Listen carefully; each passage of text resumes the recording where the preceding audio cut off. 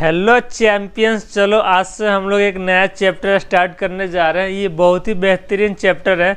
यदि इस चैप्टर को आप अच्छे से कर लेंगे तो आपका नेक्स्ट चैप्टर जो आएगा ना एकदम हलवा हो जाएगा, हलवा। तो इस चैप्टर का नाम है सेट, ठीक है ना। सेट हम लोग स्टार्ट करने जा रहे हैं। बहुत ही बेहतरीन चैप्टर है। यदि ये चैप्टर आपका अच्छा हो जाएगा तो नेक्स्ट चैप्टर जो रिलेशन आएगा और फंक्शन आएगा उसमें ये आपको बहुत ही ज़्यादा हेल्प करेगा, ठीक है। और ये चैप्टर यदि वीक रहेगा तो आप चाहेंगे कि आपका रिलेशन एंड फंक्शन स्ट्रांग हो, लेकिन वो स्ट्रांग नहीं हो सकता है। तो कोशिश करेंगे जो मैं बता रहा हूँ इसको सबसे पहले स्ट्रांग करेंगे, ठीक है ना।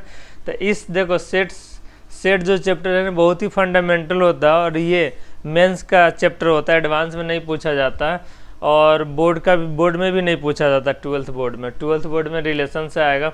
मास्टर कंसेप्ट इसमें मैं ले रखा है, बहुत सारा मास्टर कंसेप्ट, मास्टर प्रॉब्लम में करवाऊंगा और फ्रॉम कोटा राजस्थान, ठीक है। तो चलिए स्टार्ट करते हैं बिना टाइम वेस्ट किए। पहला क्वेश्चन ये रहा आपके स्क्रीन पर, ठीक है ना। लेक्चर 1 ये रहा पहला क्वेश्चन आपके स्क्रीन पर। सबसे पहले देखो हम लोग थोड़ा सा ना डिफिनीशन ले लेंगे, ठीक है। इंट्रोडक्शन ले लेते हैं, इसका इंट्रोडक्शन ले लेते हैं। सबसे पहले इंट्रोडक्शन क्या होता है, सेट क्या होता है।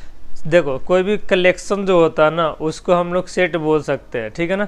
लेकिन सेट किसी भी कलेक्शन को हम लोग सेट नहीं बोलेंगे, वेल डिफाइंड कलेक्शन को हम लोग सेट बोलेंगे, ठीक है ना। जैसे कोई भी एलिमेंट का कलेक्शन एक सेट कहलाता है, लेकिन वेल डिफाइंड यदि कलेक्शन होगा तो उसी को हम प्रॉपर सेट बोलेंगे, ठीक है ना। तो सेट क्या होता है, a collection of well defined object, a collection of well defined object is called set, ठीक है ना।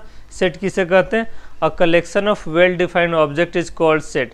फॉर एग्जाम्पल देखो, मान लो मैं बोलूँ कलेक्शन ऑफ डेंजरस एनिमल। अब बताओ डेंजरस एनिमल का कलेक्शन क्या सेट कहलाएगा। यदि मैं आपसे पूछूं तो आपके लिए डेंजरस एनिमल क्या हो सकता यदि आप शहर में रहते हैं तो आप छिपकली से भी डरते हो, लेकिन गांव के बच्चे छिपकली के पोंछ पकड़ के ऐसे नचा के फेंकते हैं सब।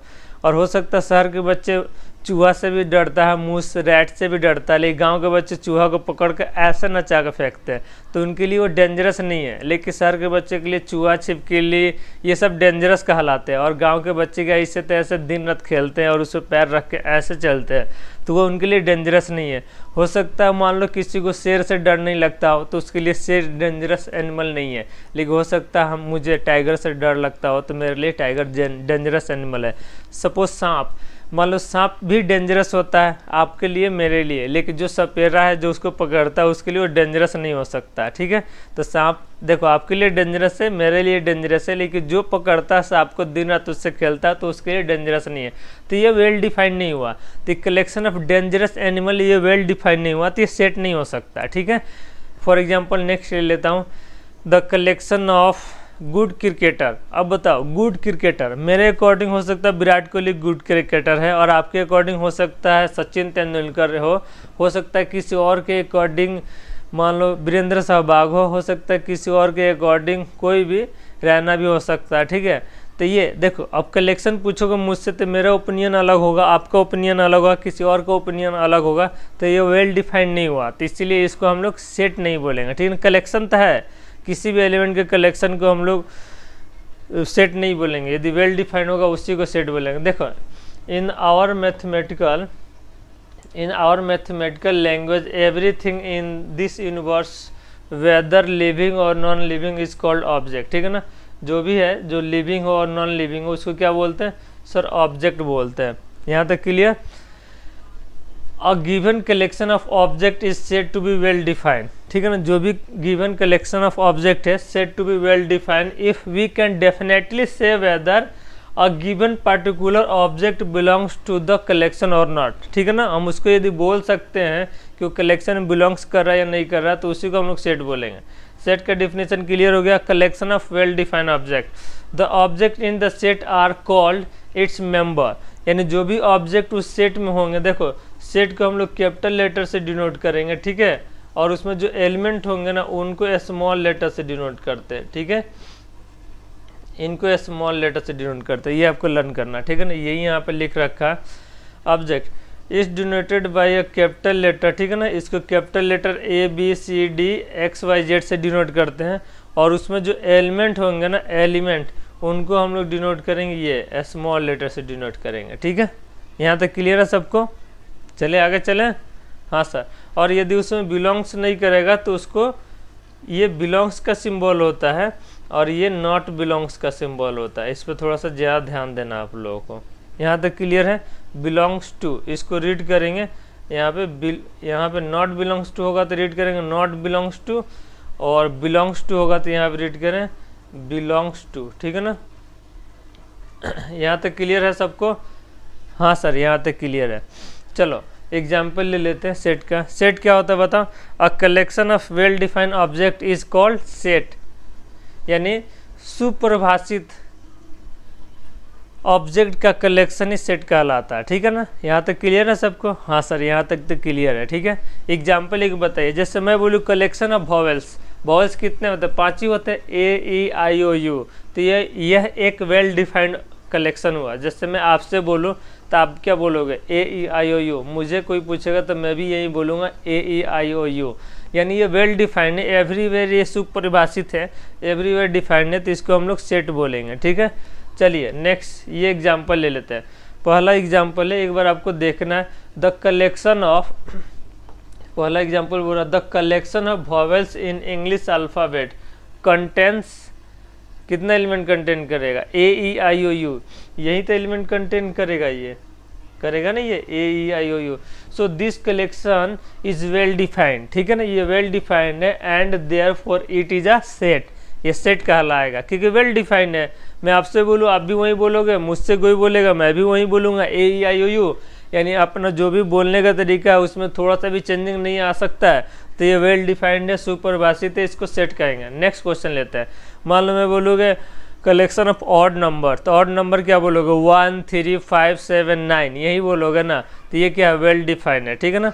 मैं बोलूँ कलेक्शन ऑफ प्राइम नंबर, तो प्राइम नंबर क्या होता है सर? 2 होता है, 3 होता है, 5 होता है, 7 होता है, यही तो होता है, 11 13 17 19, यही तो बोलोगे। तो ये सब वेल डिफाइंड है, इसलिए सेट कहलाएगा। यहाँ देखो, the collection of all odd natural number, ठीक है ना, लेस देन 10, यानी 10 से छोटा नेचुरल नंबर का कलेक्शन, यानी 10 से छोटा नेचुरल नंबर का कलेक्शन। ये देखो 1 odd natural number 1 3 5 7 so on, 1 हो गया, 3 हो गया, 5 हो गया, 7 हो गया, 9 हो गया।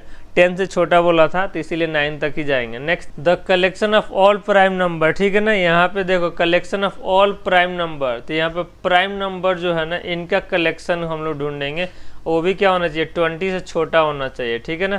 तो 20 से छोटा प्राइम नंबर क्या हो सकता है सर? एक 2 होगा, 3 होगा, 5 होगा, 7 होगा, 11 होगा, 13 होगा, 17 होगा और 19 होगा, यही तो होगा। सबसे छोटा प्राइम नंबर 2 होता है जो इवन होता है, फिर 3 होगा, फिर 5 होगा, फिर 7 होगा, फिर 11, फिर 13, फिर ये 17, फिर 19। यहाँ तक कोई डाउट है? किसी को कोई डाउट है तो बताओ। नहीं ऐसा? नेक्स्ट देखते हैं, the all possible roots of the quadratic equation. देखो ये जो क्वाड्रेटिक इक्वेशन दिया है ना, इसका रूट, तो इसका कोई भी रूट निकालेगा तो वही रूट निकलेगा जो इसका एक्चुअली रूट एग्जिस्ट करेगा। तो एक पहला रूट हो गया यहाँ पे -2, इसका रूट निकालोगे तो आएगा, और दूसरा रूट आया है यहाँ पे 3, यानी इसका 2 ही रूट आएगा। आप निकालोगे तो वहीं आएगा, मैं निकालूंगा तब भी वहीं आएगा, तो यानी इसका रूट फिक्स है। तो ये क्या है? वेल डिफाइंड अब कलेक्शन हो जाएगा। ठीक है ना? वेल डिफाइंड कलेक्शन, यानी वेल डिफाइंड है, इसीलिए क्या कहलाएगा? सेट कहलाएगा। नेक्स्ट ले लेते हैं। नेक्स्ट है the collection of river of India is clearly well defined and therefore it is a set. अब देखो रिवर जितने हैं अपने देश में वे वेल डिफाइंड है कि नहीं है? मान लो जो भी 10 रिवर है, 10-20 जो भी रिवर है, मान लो गंगा है, यमुना है, सरस्वती है, जो भी रिवर है, तो वो वेल डिफाइंड है। वेल डिफाइंड का मतलब हो गया उसका फिक्स नाम है, कितनी है वो भी है, एकदम प्रिंटेड है। आप लिस्ट निकालोगे, गूगल करोगे collection of river in India, आपका लिस्ट मिल जाएगा, उसमें चेंज कुछ भी नहीं हो सकता। अब ऐसे नहीं कि यमुना को मैं सरस्वती नहीं बोल सकता हूँ, यमुना ही बोलूँगा, तो यानी वेल डिफाइंड है। The collection of all reverse, ठीक है ना, यहाँ पे ऑल रिवर्स है ना, रिवर्स ऑफ इंडिया, ठीक है ना, ये क्या हो गया? ये सेट कहलाएगा। नेक्स्ट है the collection of 5 most talent writers. अब देखो 5 मोस्ट टैलेंट राइटर, अब ये वेल डिफाइंड है कि नहीं है इन इंडिया? ठीक है ना, इज नॉट अ सेट, क्योंकि देखो ये मोस्ट टैलेंट बोला ना, तो आपके लिए हो सकता है वो टैलेंट ना लगता हो, लेकिन किसी और के लिए लगता है वो टैलेंट है। सपोज राहुल गांधी कांग्रेस वालों को लगता है कि सबसे टैलेंट इंसान है, सबसे पढ़ा लिखा है, और बीजेपी वालों को लगता है पप्पू है। तो इसीलिए देखो दोनों में क्या है कि डिफरेंस होता है। देखो सामने वाला बंदा हो सकता है उसको टैलेंट मानता हो सकता है आपको लगता है कि यार उसके अंदर क्या टैलेंट है, कुछ भी टैलेंट नहीं है, तो ये सेट नहीं कहलाएगा, ठीक है ना। Next, the collection of most dangerous animal, अभी मैंने आपको स्टार्टिंग में बताया इन the word is not a set, ठीक है ना। यानी दुनिया में जितने डेंजरस एनिमल है वो मैंने आपको बताया ना, शेर हो सकता है आपके लिए डेंजरस ना हो लेकिन किसी और के लिए, छिपकली हो सकता है गांव वाले बच्चों के लिए डेंजरस नहीं हो लेकिन शहर वाले बच्चों के लिए छिपकली डेंजरस होता है। हो सकता है चूहा से गांव वाले बच्चे नहीं खेलते, उसको पोंछ पकड़ कैसे घुमाते हो, लेकिन शहर के बच्चे उससे डरते हैं। काऊ से, डॉग से शहर के बच्चे डरते हैं लेकिन गाँव के बच्चे नहीं डरते, ठीक है ना, because I am also from village. चलो नेक्स्ट लेते हैं, the collection of 5 most Reynold mathematician, ठीक है ना, ऑफ द वर्ल्ड। देखो यानी ये जो रिनोल्ड का मतलब वही हो गया कि फेमस मैथमेटिशियन, तो देखो हो सकता है आपके लिए फेमस हो लेकिन किसी और के लिए फेमस ना हो। Is not a set since there is no certification of the deciding whether the mathematician is renowned और नॉट, ठीक है ना। ऐसा कोई फैक्टर नहीं है अपने पास जो डिसाइड कर दे कोई मैथमेटिशियन है सबसे प्रतिभाशाली है या नहीं है, ठीक है ना। The collection of all beauty girls, ठीक है ना। हो देखो अब ब्यूटीफुल गर्ल्स का मतलब ये हो गया, हो सकता है आपको लगता हो कि ऐश्वर्या राय बहुत सुंदर है लेकिन किसी और को लगता हो यार ऐश्वर्या राय सुंदर नहीं है। हो सकता है आपको लगता है कि XYZ कोई भी एक्ट्रेस आपके लिए बहुत सुंदर है लेकिन किसी और के लिए वो सुंदर ना हो, तो वे वेल डिफाइंड नहीं कहलाएंगे। यानी ब्यूटी हो गया, सुंदरता हो गया, और यहाँ पे बहुत सारा चीज़ है जो वेल डिफाइंड नहीं होता। Similarly rich, the collection of rich person in India, क्या होगा, हो सकता है आपके लिए लगता है बहुत धनी इंसान हो लेकिन किसी और के लिए नहीं हो। एक गरीब इंसान भी अपने आप को बहुत धनीमान समझता है, एक अच्छा संपन्न इंसान भी अपने आप को धनी नहीं मानता, बोलते यार मेरे पास कुछ नहीं है, मैं तो बहुत पुअर फैमिली से बिलोंग करता हूँ। ऑनेस्ट पर्सन, ठीक है ना। अब देखो ईमानदार पर्सन, अपने ये ब्यूटीफुल हो गया, सुंदरता टाइप से हो गया, रिच पर्सन हो गया, ऑनेस्ट पर्सन हो गया, गुड प्लेयर्स हो गया, ओल्ड पीपल हो गया, इस टाइप के जो भी अपना वर्ड यूज हो गया, यंग मैन हो गया, ठीक है ना। ये सब सेट नहीं होता, ठीक है ना। जब भी इससे रिलेटेड बोलेगा कलेक्शन ऑफ यंग मैन, तो आप बोलोगे कि सेट नहीं है, क्योंकि देखो यंग मैन का कलेक्शन के लिए कोई क्राइटेरिया फिक्स नहीं है कि किसको यंग मैन बोलोगे आप। हो सकता है कि 50 साल इंसान को भी बोला जाता है कि युवा नेता, और हो सकता है कि 30 साल 40 साल इंसान को भी ना बोला जाए कि युवा नेता। तो इसका मतलब आप किसको युवा बोलोगे किसको नहीं बोलोगे ये कोई क्राइटेरिया फिक्स नहीं है, तो इसीलिए ये सब सेट नहीं कहलाता। ऑनेस्ट पर्सन, अब कितना परसेंट सही इंसान, सही बोलने वाले इंसान को आप ऑनेस्ट बोलोगे। बहुत जने 100% बोलते हैं, बहुत जने 90% बोलते हैं, बहुत जने 50% ऑनेस्ट बोलते हैं, यानी आधा सही बोलेंगे आधा गलत बोलेंगे। बहुत जने तो 100% गलत बोलते हैं, तो किसको ऑनेस्ट बोलेगा, ठीक है ना। ब्लाइंड यानी हाउ यूवर इस टाइप का होगा, इसको भी हम लोग सेट नहीं बोलेंगे। ब्लाइंड पर्सन यानी अंधे इंसान का कलेक्शन को भी सेट नहीं बोलेंगे। कोई इंसान को कितना अंधा, मान लो किसी को कुछ भी ना दिखता हो, किसी को 50% दिखता हो, किसी को 20% दिखता हो, ठीक है ना। डब पर्सन को नहीं बोलेंगे, ठीक है ना। इलनेस बीमार इंसान का कलेक्शन को नहीं बोलेंगे, ठीक है ना। रिटायर्ड पर्सन के कलेक्शन को सेट नहीं बोलेंगे, ठीक है ना, एक्सेट्रा। यहाँ तक क्लियर हुआ किसको सेट बोलेंगे किसको सेट नहीं बोलेंगे। चलो आप लोग भी पानी पी लो, मैं भी पानी पी लेता हूँ।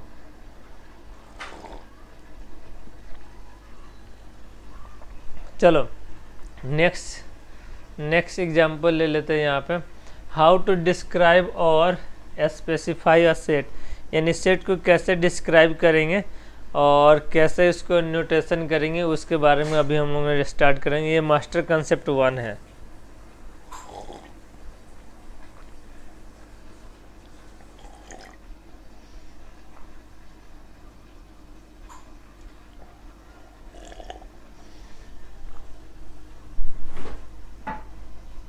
तो देखो सेट को डिस्क्राइब करना सीखेंगे हम लोग, ठीक है ना। तो मेनली सेट को ना दो ही टाइप से हम लोग लिखते हैं। पहला जो टाइप्स है ना वो रोस्टर फॉर्म है, यानी रोस्टर फॉर्म बोलो या टेबुलर फॉर्म बोलो। इसमें हम लोग एलिमेंट को कोमा द्वारा सेपरेट करके लिखते हैं, ठीक है ना। इसमें क्या करेंगे, कोमा द्वारा सेपरेट करके इस ब्रैकेट में लिखेंगे तो इसको रोस्टर फॉर्म बोलेंगे। For example collection of vowels है, तो वॉवेल्स को हम लोग कोमा द्वारा ए ई आई ओ यू ऐसे लिखेंगे तो ये रोस्टर फॉर्म कहलाएगा, ठीक है ना। इसके बाद इसमें कुछ एग्जांपल देखते हैं। हाँ, ये रहा example, right each of the following set in the roster form, ठीक है ना। रोस्टर फॉर्म में लिखना set of all factors of 24, यानी 24 के फैक्टर को हम लोग को रोस्टर फॉर्म में लिखना है। तो कैसे लिखोगा, मैं यहीं पे लिखने की कोशिश करूँगा, ठीक है ना। तो यहाँ पे लिखने की कोशिश करूँगा, तो इसके लिए मैं करता हूँ एक कलर चेंज कर लेता हूँ यहाँ पे, ठीक है। अब देखो रोस्टर फॉर्म में लिखना है तो सबसे पहले ये मिडिल ब्रैकेट लगाएंगे, ठीक है ना। 24 का फैक्टर सबसे पहले कौन सा फैक्टर आएगा, ठीक है ना सर, 1 आएगा तो 1 लिख लेंगे। फिर क्या आएगा सर, 2 आएगा, फिर 3 आएगा, फिर 4 आएगा, 5 नहीं आएगा, फिर 6 आएगा, फिर 7 नहीं आएगा, फिर क्या आएगा 8 आएगा, फिर 12 आएगा, फिर 24 आएगा। ये 24 का फैक्टर हो गया। यहाँ तक क्लियर है सबको? हाँ सर, यहाँ तक क्लियर है।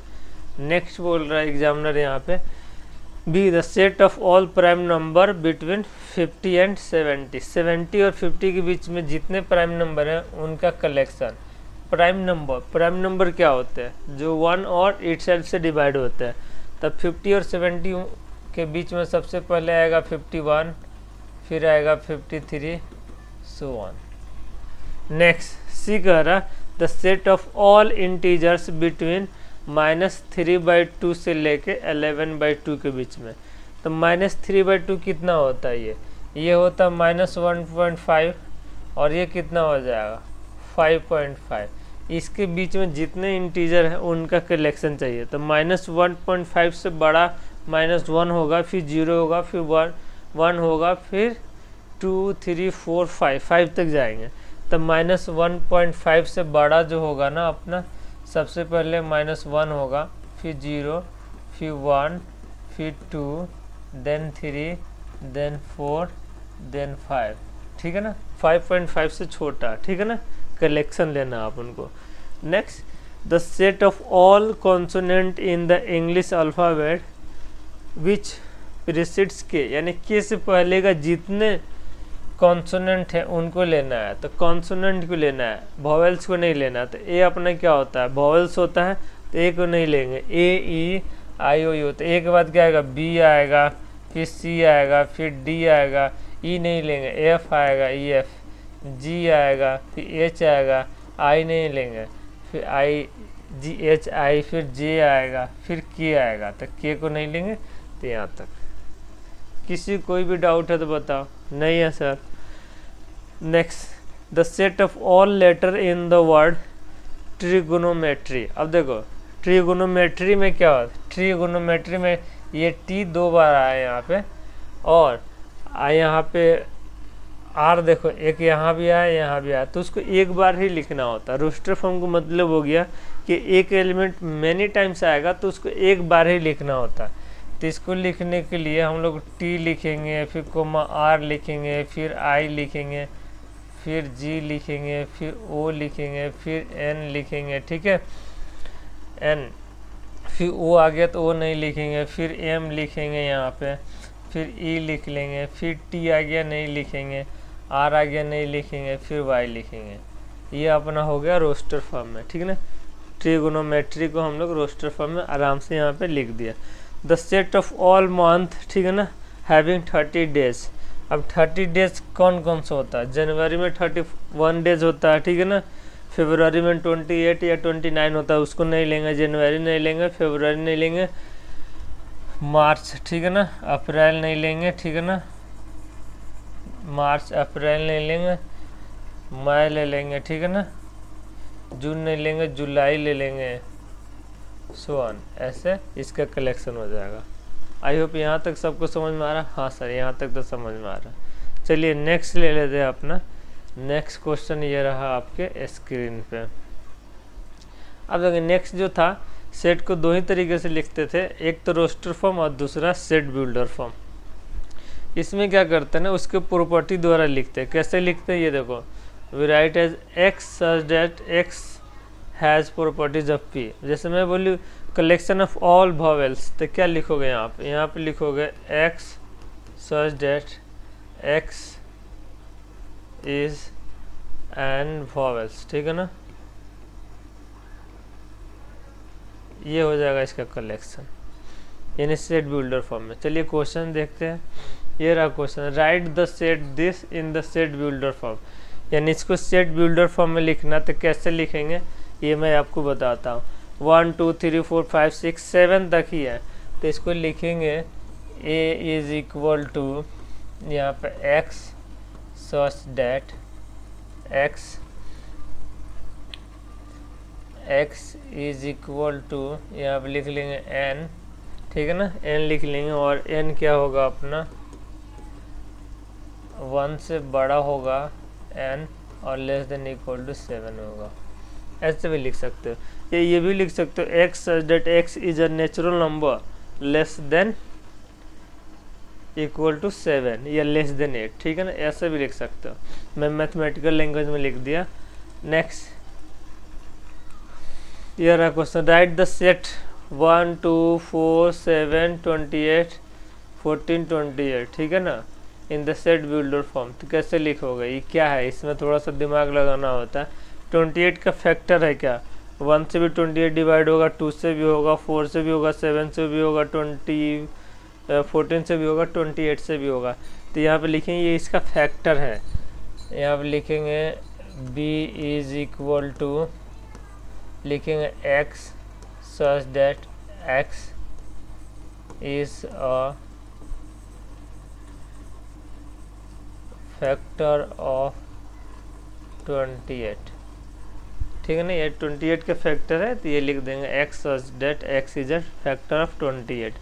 नेक्स्ट ले लेते हैं। ये रहा नेक्स्ट क्वेश्चन अपने स्क्रीन पर, right the set c is equal to 4 8 16 32। ये है क्या बताओ, 2, यानी 2 का मल्टीपल है, 2 2 जा 4 4 2 जा 8 8 2 जा 16 62 जा, नहीं 2 के पावर n हो सकता है, 2 के पावर n 1 डालेंगे 2 आएगा, 2 डालेंगे 4 आ जाएगा, 3 डालेंगे 8 आ जाएगा, 4 डालेंगे 16 आ जाएगा, 5 डालेंगे 32 आ जाएगा। यानी इसको हम लोग लिखेंगे यहाँ पे c इज इक्वल टू, लिखेंगे x such that x is equal to 2 to the power n, और यहाँ लिख देंगे n क्या होगा बताओ, 1 से बड़ा और लेस देन कहाँ तक होगा, 5 तक। ये अपना हो जाएगा, ठीक है ना, मैथमेटिकल लैंग्वेज में। चलिए नेक्स्ट देखते हैं। ये रहा नेक्स्ट क्वेश्चन आपके स्क्रीन पे, ये रहा नेक्स्ट क्वेश्चन आपके स्क्रीन पे, -6 -4 -2 0 2 4 6। ये क्या है बताओ, ये इसको 2n लिख सकते हैं, और n क्या हो सकता है, 0 डालेंगे तो 0 आ जाएगा, 1 डालेंगे तो 2 आ जाएगा, 2 डालेंगे तो 4 आ जाएगा, और 3 डालेंगे तो 6 हो जाएगा, -1 डालेंगे तो -2 आ जाएगा, -2 डालेंगे तो -4 आ जाएगा, -3 डालेंगे तो -6 आ जाएगा। तो चलो इसको मैथमेटिकल लैंग्वेज में लिखता हूँ। मैथमेटिकल लैंग्वेज में लिखूँगा d इज इक्वल टू, क्या लिखूँ बताओ, यहाँ पे तो लिखेंगे x such that x is equal to, यहाँ पे 2n लिख लेते हैं, ठीक है ना, और n की वैल्यू क्या होगी, n की वैल्यू हो जाएगी अपनी -3 से लेके 3 तक, इसमें 0 भी आ जाएगा। आई होप यहाँ तक सबको समझ में आ रहा। किसी कोई डाउट है तो बताओ, क्योंकि गाड़ी आगे बढ़ जाएगी तो बहुत मुश्किल हो जाएगा इसको पकड़ना। तभी आपके पास समय है, आप पकड़ सकते हो ट्रेन को, ठीक है ना। अभी स्पीड स्लो है तो आप चाहे तो पूछ सकते हो कहीं भी कोई डाउट है तो, ठीक है ना। यह सेट बिल्डर फॉर्म में लिख रहे हैं, देखो रोस्टर फॉर्म में दिया, कोमा द्वारा सेपरेट करके एलिमेंट को लिखते हैं तो रोस्टर फॉर्म बोलते हैं, ऐसे प्रॉपर्टीज़ द्वारा लिखते हैं तो इसको सेट बिल्डर फॉर्म बोलते हैं। ये रहा नेक्स्ट क्वेश्चन आपके स्क्रीन पे। Right the set E is equal to 3, 6, 9, 12, 15, 18। ये क्या है? 3 का पढ़ा है का, यानी 3 का मल्टीपल है आई थिंक। 3 1 जा 3, 3 2 जा 6, 3 3 जा 9, 3 4 जा 12, 3 5 जा 15, 3 6 जा 18। तो इसको कैसे लिखोगे सर? मैं लिखूँगा इसको this is equal to x such that x is equal to 3n। n क्या हो जाएगा बताओ? n हो जाएगा 1 से लेके और कहाँ तक? 6 तक। ठीक है, किसी कोई डाउट है यहाँ तक तो बताओ। नहीं है सर, यहाँ तक कोई डाउट नहीं है। चलिए नेक्स्ट लेते हैं क्वेश्चन। ये रहा नेक्स्ट क्वेश्चन आपके स्क्रीन पे। राइट द सेट f 1 2 3 4 5 6 7 8 तो ऊपर दिया हुआ है, ठीक है, ये सेट है अपना, और नीचे दिया है 2 3 4 5 6 7 8, ठीक है ना, यानी 1/2 2/3 3/4 4/5 5/6 6/7 7/8 8/9 दे रखा है। इन द सेट बिल्डर फॉर्म में लिखना है।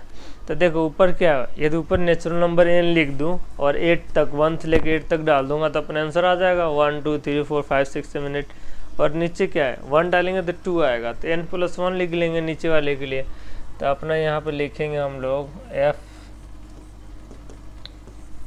ये लिखेंगे x such that x is equal to n/n+1। और n की वैल्यू क्या हो सकती है? n की वैल्यू होगी 1 से लेके n और लेस देन इक्वल टू 8 तक। ये मैथमेटिकल लैंग्वेज में हम लोगों ने सेट बिल्डर फॉर्म में इसको आराम से लिख दिया। किसी कोई डाउट है तो बताओ। नहीं है सर, यहाँ तक कोई डाउट नहीं है। चलिए ये रहा नेक्स्ट क्वेश्चन, ठीक है ना। Right the set G 1 3 5 7 9 11। ये है क्या? ये ऑड नंबर दिख रहा है क्या आपको? हाँ सर, तो ऑड नंबर लिख लेंगे, ठीक है ना। डैश दे रखा है, तो यहाँ पे लिखेंगे d is equal to x such that x is an odd number. Odd number अब बोलोगे तो कोई कहाँ से स्टार्ट करेगा? 1 से 1 3 5 7 9 11 डैश। नेक्स्ट लेते हैं। ये रहा नेक्स्ट क्वेश्चन आपकी स्क्रीन पे। Right the set h equal to 1 4 9 16 25 है और ये 36 है, यानी 1 के स्क्वायर 1 2 के स्क्वायर 2 3 के स्क्वायर 9 4 के स्क्वायर 16 5 के स्क्वायर 25 और 6 के स्क्वायर 36 सो ऑन। तो इसको कैसे लिखोगे सर? इसको तो बहुत आराम से लिखेंगे। h is equal to x such that x is equal to क्या लिखा होता है? n स्क्वायर, ठीक है ना। n यानी n की वैल्यू 1 डालेंगे तो 1 स्क्वायर आएगा, 2 डालेंगे तो 2 का स्क्वायर 4 आएगा, और n कहाँ से कहाँ तक होगा? n हो जाएगा अपना n belongs to capital N ले लो, ठीक है, और यहाँ पे कोमा लगा दो। आई होप यहाँ तक सबको समझ में आ रहा? हाँ सर, यहाँ तक तो समझ में आ रहा। ये रहा नेक्स्ट क्वेश्चन आपके स्क्रीन पे। ये है matching type questions. Match each of the set on the left in the roster form, ठीक है ना। देखो ये roster form with the same in the right in the set builder form, यानी रोस्टर फॉर्म को सेट बिल्डर फॉर्म से match करना है, ठीक है ना। अब देखो ये है सेट बिल्डर फॉर्म, ठीक है ना, इधर से उधर मैच करने की कोशिश करते हैं। तो ये 1 से लेकर 5 तक यहाँ वैल्यू डालना है, 1 से लेकर 5 तक डालना है। तो 1 डालेंगे तो क्या आएगा? 3, कहाँ पे 3 है सर? यहाँ है। 2 डालेंगे तो क्या आएगा सर? 9 कहाँ सर? यहाँ है। तो इसको मिला देंगे हम लोग इससे, इसको हम लोग मिला देंगे इससे, मिला देंगे इससे, ठीक है ना, ऐसे। अब देखो नेक्स्ट ले लेते ये एन क्यू है, और एन कहाँ से कहाँ तक डालना है? 2 से 6 तक। 2 डालेंगे तो 2 का क्यूब कितना आएगा? 8 कहाँ है सर? सर यहाँ है। और देखो 3 डालेंगे तो कितना आएगा? 3 के बाद 3 27 कहाँ सर? यहाँ है। कोई डाउट है? तो इसको मिला देते हैं हम लोग इससे, next X such that X is a prime number है, ये 20 से बड़ा है और 30 से छोटा प्राइम नंबर। तो 20 से बड़ा कौन सा आएगा, सबसे पहले बताओ प्राइम नंबर 1 और इटसेल्फ से डिवाइड हो। 21 प्राइम नंबर नहीं होता है, 7 से भी डिवाइड होगा, ठीक है ना, 3 से भी होगा, 23 होगा सबसे पहला प्राइम नंबर। तो ये रहा 23, इसी में है, इसी में 23 है, तो इससे मिल जाएगा प्राइम नंबर ये, ठीक है, इससे मिला देंगे हम लोग इसको। अब देखो next X such that X is the letter of the word better. अब देखो एक बार बी आएगा, एक बार ई आएगा, एक बार टी आएगा और एक बार आर आएगा, एक बार बी, एक बार ई, एक बार टी, एक बार आर, इससे में मैच करा देंगे हम लोग इसको बेटर को। तो ये था अपना मैचिंग, यानी इस टाइप के क्वेश्चंस आपको पूछे जा सकते हैं एग्ज़ाम में, मेंस में, ठीक है ना, और या बोर्ड के एग्ज़ाम में। चलिए ये रहा नेक्स्ट क्वेश्चन आपके स्क्रीन पे। ये लेक्चर 2 हम लोग नेक्स्ट क्लास में ले लेंगे, लेक्चर 2। इससे पहले आप लोग लेक्चर 1 को अच्छे से देख लें, और कोई भी डाउट आता है तो आप बताएं, क्योंकि लेक्चर 1 अच्छे से देखेंगे तो लेक्चर 2 आपको ज़्यादा समझ में आएगा, और लेक्चर 1 अच्छे से नहीं देखेंगे तो लेक्चर 2 भी अच्छे से समझ में नहीं आएगा। तो आप कोशिश करेंगे लेक्चर 1 के वीडियो को कम से कम 2 बार देखेंगे। 2 बार देखेंगे तो क्या होगा, एक बार देखने से 50% ही क्वेश्चंस क्लियर होते हैं, क्योंकि बच्चे क्या है कि उतना ध्यान से नहीं देखते हैं। तो कोशिश करेंगे आप 2 बार देखेंगे, 2 बार देखेंगे तो आपको 100% क्लियर होगा, ठीक है ना।